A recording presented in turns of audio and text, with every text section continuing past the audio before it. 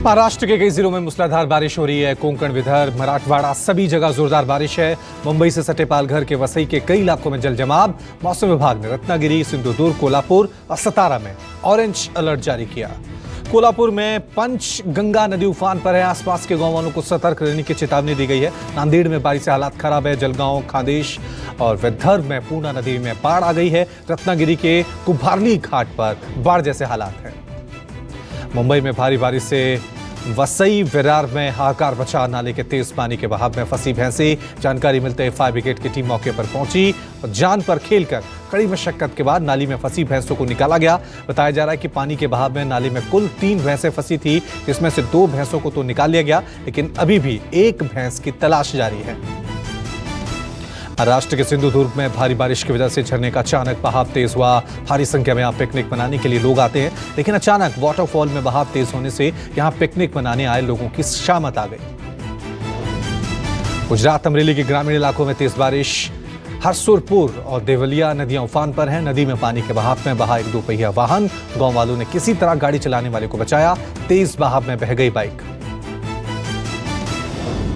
उत्तराखंड के पिथौरागढ़, नैनीताल और चंपावत जैसे जिलों में आज भारी बारिश। मौसम विभाग ने रेड अलर्ट जारी किया। पिथौरागढ़ घाट हाईवे 40 घंटे बाद भी नहीं खुला है। चीन सीमा को जोड़ने वाला रास्ता भी बंद है। पिथौरागढ़ घाट NH आज तीसरे दिन भी बंद है। जगह जगह पत्थर गिर रहे हैं। हो रही बारिश से सड़क खोलने में मुश्किल हो रही है। यूपी के सोनभद्र में भारी बारिश के चलते अस्थायी पुल टूटकर बहा। 2 राज्यों को जोड़ने वाला ये पुल बारिश के पानी की भेंट चढ़ गया। पुल के टूटने की वजह से जनसंपर्क टूट गया है, साथ ही लोगों की आवाजाही रुक गई है। नेपाल में बाढ़ के कहर से भटककर अररिया पहुंचे जंगली हाथी ने तबाही मचाई। 2 बच्चों को पैरों तले रौंदा। दोनों बच्चों की मौके पर ही मौत हुई। जंगल से भटककर आए हाथी ने कई लोगों पर हमला किया। गुस्साए हाथी ने गाड़ियों में तोड़फोड़ की, साथ ही कई घरों को क्षति भी पहुंचाई। हाथी को देखने के लिए उमड़ी लोगों की भीड़। दिल्ली के बाजारों में भारी भीड़ पर हाई कोर्ट ने संज्ञान लिया। केंद्र और दिल्ली सरकार से हाई कोर्ट ने जवाब मांगा है। एम्स के डॉक्टर ने हाई कोर्ट को फोटो भेजी थी। लापरवाही को लेकर हाई कोर्ट ने जवाब मांगा। कहा, ऐसी लापरवाही रही तो तीसरी लहर को बढ़ावा दे रहे हैं।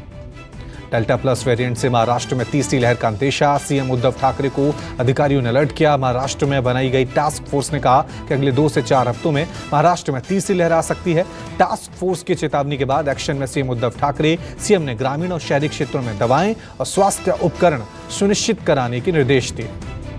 भोपाल में मिला मध्य प्रदेश का पहला डेल्टा प्लस वेरिएंट। सरकार और स्वास्थ्य महकमा सतर्क हुआ। डेल्टा प्लस वेरिएंट भोपाल की एक महिला में पाया गया है। अब उसके कांटेक्ट में आए लोगों को तलाशा जा रहा है। लोगों से लगातार मास्क और सोशल डिस्टेंसिंग की भी अपील की जा रही है। महामारी से सामना करने को 3 महीने में तैयार होंगे 1 lakh frontline workers. PM Modi ने क्रैश कोर्स की शुरुआत की। प्रधानमंत्री मोदी ने वीडियो कॉन्फ्रेंसिंग से क्रैश कोर्स का शुभारंभ किया। कहा, कोरोना की चुनौती का सामना करने के लिए हिंदुस्तान को नई ताकत मिलेगी। प्रधानमंत्री कौशल विकास योजना के तहत क्रैश कोर्स की शुरुआत देश भर के 26 राज्यों में हुई है। 111 प्रशिक्षण केंद्रों में युवाओं को ट्रेनिंग मिलेगी। इस मौके पर स्किल डेवलपमेंट के केंद्रीय मंत्री भी मौजूद रहे। इस दौरान पीएम ने कहा कि कोरोना का रूप बार बार बदलना बड़ी चुनौती है।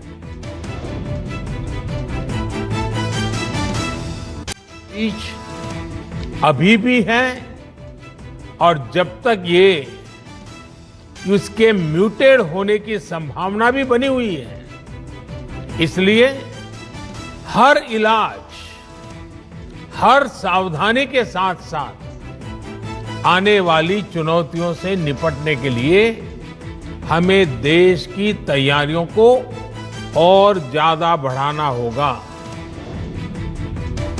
लगातार चौथे दिन कोरोना के नए मरीज 70,000 से कम आए। आंकड़ों के मुताबिक 24 घंटे में 62,480 नए कोरोना मरीज आए। कोरोना से होने वाली मौतें भी कम हुई। 24 घंटे में 1587 लोगों की मौत। एक दिन में 88,000 से ज्यादा लोगों ने कोरोना को मात दी। 24 घंटे में 28,000 से ज्यादा कोरोना के एक्टिव मरीज कम हुए। बच्चों पर कोवैक्सीन के ट्रायल का सीरम इंस्टीट्यूट ने संकेत दिए हैं। जुलाई में शुरू हो सकती है कोवैक्सीन का ट्रायल। अमेरिकी कंपनी नोवावैक्स ने बच्चों के टीके को बनाया है। सीरम नोवावैक्स के साथ पार्टनर है। भारत ने सितंबर तक कोवैक्स लॉन्च करने की संभावना जताई जा रही है। दिल्ली एम्स में आज से फिर से शुरू हुई ओपीडी सेवाएं। इलाज के लिए कराना होगा ऑनलाइन रजिस्ट्रेशन। एम्स में अभी ऑफलाइन रजिस्ट्रेशन की सुविधा नहीं मिलेगी। डॉक्टर ऑनलाइन रजिस्ट्रेशन कराने वाले मरीजों को ओपीडी में देखेंगे। एम्स में मरीजों के ऑपरेशन के लिए भर्ती भी दोबारा शुरू की गई है। यूपी के गोरखपुर दौरे पर सीएम योगी आदित्यनाथ कोरोना से अनाथ हुए बच्चों के लिए कई योजनाएं शुरू की। सीएम योगी ने कोरोना से अनाथ हुए बच्चों के प्रति अपनी संवेदना जताई। अनाथ बच्चों को मुफ्त शिक्षा के साथ 4,000 रुपए योगी सरकार देगी। सीएम योगी ने कहा कि वैक्सीनेशन का काम युद्ध स्तर पर चल रहा है। कोरोना कमजोर हुआ है, खत्म नहीं हुआ है। यूपी के बलिया पहुंचे सीएम योगी ने बलिया के जिला अस्पताल और टीकाकरण केंद्र का निरीक्षण किया।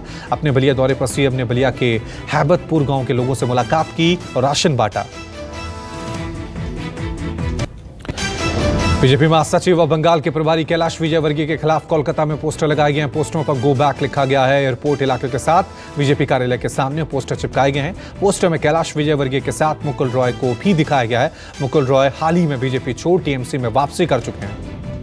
एलजेपी में नेतृत्व की लड़ाई को लेकर चाचा भतीजे में सियासी भिड़ंत तेज हुई। पशुपति पारस गुट और चिराग गुट की लड़ाई चुनाव आयोग तक पहुंच गई है। आज शाम दोनों गुटों को चुनाव आयोग ने अलग अलग अपनी बात रखने का समय दिया है। कल पशुपति पारस को सूरजभान सिंह और समर्थकों की बुलाई गई बैठक में अध्यक्ष चुना गया है। तो चिराग पासवान इसी रविवार यानी 20 जून को एलजेपी की राष्ट्रीय कार्यकारिणी की बैठक बुला ली। चिराग ने दावा किया कि एलजेपी संविधान के अनुसार पार्टी प्रमुख के तौर पर वो या महासचिव ही ऐसी कोई बैठक बुला सकते हैं। कोरोना काल के बीच सुर्खियों में आए बाबा का ढाबा के मालिक कांता प्रसाद ने आत्महत्या की कोशिश की। दिल्ली के मालवीय नगर इलाके में रहने वाले कांता प्रसाद को सफदरजंग अस्पताल में भर्ती कराया गया। बताया जा रहा है कि बाबा ने नींद की गोलियां अधिक मात्रा में खा ली हैं।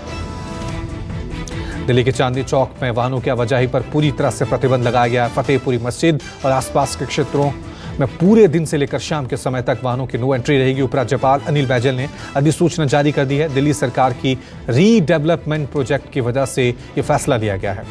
भड़काऊ वीडियो वायरल होने के मामले में ट्विटर इंडिया के एमडी को नोटिस। गाजियाबाद पुलिस ने मनीष माहेश्वरी को नोटिस भेजा। गाजियाबाद पुलिस ने कहा कि समय रहते दी गई थी सूचना, बावजूद इसके वीडियो वायरल होने से क्यों नहीं रोका गया।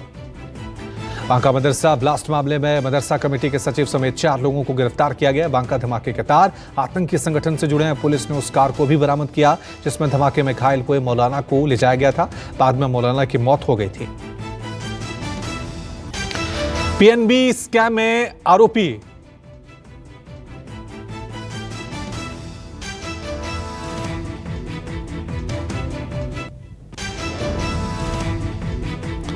पीएनबी स्कैम में आरोपी मेहुल चौकसी को जेल में शिफ्ट करने का आदेश। तबीयत में सुधार आने तक अस्पताल में रहेगा चौकसी। मई के आखिरी हफ्ते में डोमिनिका में पकड़ा गया था मेहुल चौकसी। दिल्ली दंगों के आरोपियों के खिलाफ सुप्रीम कोर्ट में आज सुनवाई हुई। सुनवाई के दौरान सुप्रीम कोर्ट ने जमानत के फैसले पर रोक लगाने से इनकार किया। सुप्रीम कोर्ट ने नोटिस जारी कर तीनों आरोपियों देवांगना, नताशा नरवाल और आसिफ से जवाब मांगा है। आरोपियों को सुप्रीम कोर्ट ने 2 हफ्ते में जवाब दाखिल करना होगा। तीनों आरोपियों को दिल्ली हाई कोर्ट से जमानत मिली थी, लेकिन रिहाई के पहले ही दिल्ली पुलिस ने जमानत को सुप्रीम कोर्ट में चुनौती दे दी थी।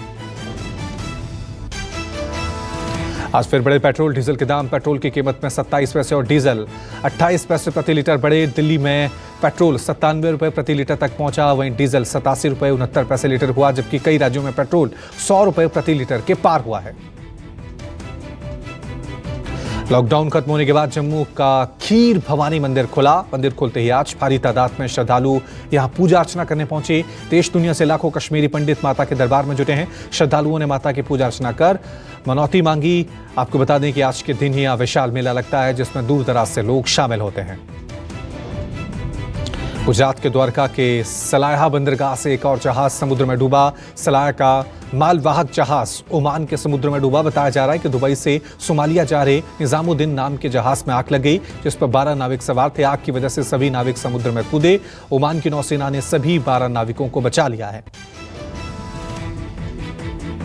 मुंबई पुलिस ने 2 एक्ट्रेसेस को चोरी के मामले में गिरफ्तार किया है। बताया जा रहा है कि दोनों एक्ट्रेस मुंबई रॉयल पॉम इलाके पेइंग गेस्ट के तौर पर रह रही थी, जिन पर लाखों रुपए चुराकर फरार होने का आरोप है। पुलिस के मुताबिक पूछताछ के दौरान दोनों ने अपना जुर्म कबूला। लॉकडाउन में शूटिंग बंद होने के चलते दोनों पैसों की कमी से जूझ रही थी।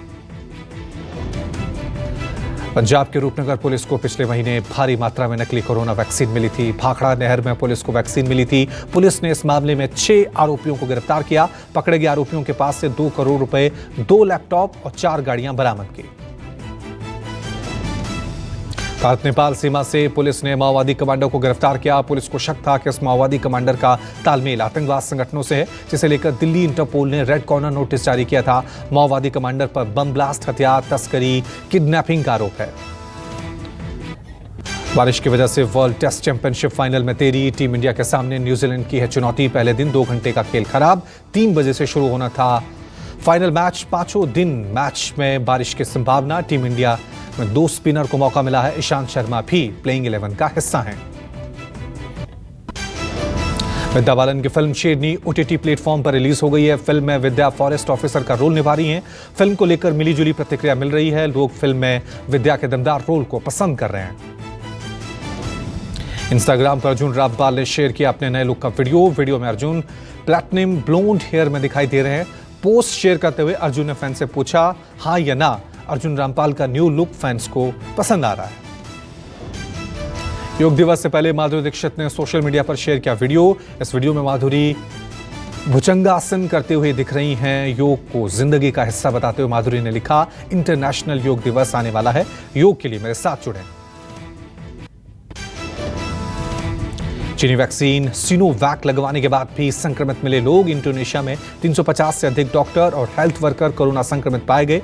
कई लोगों को अस्पताल में भर्ती कराया गया। एक साथ वैक्सीन लगने के बाद हेल्थ वर्कर्स के बीमार होने पर चीनी वैक्सीन पर सवाल खड़े हो रहे हैं।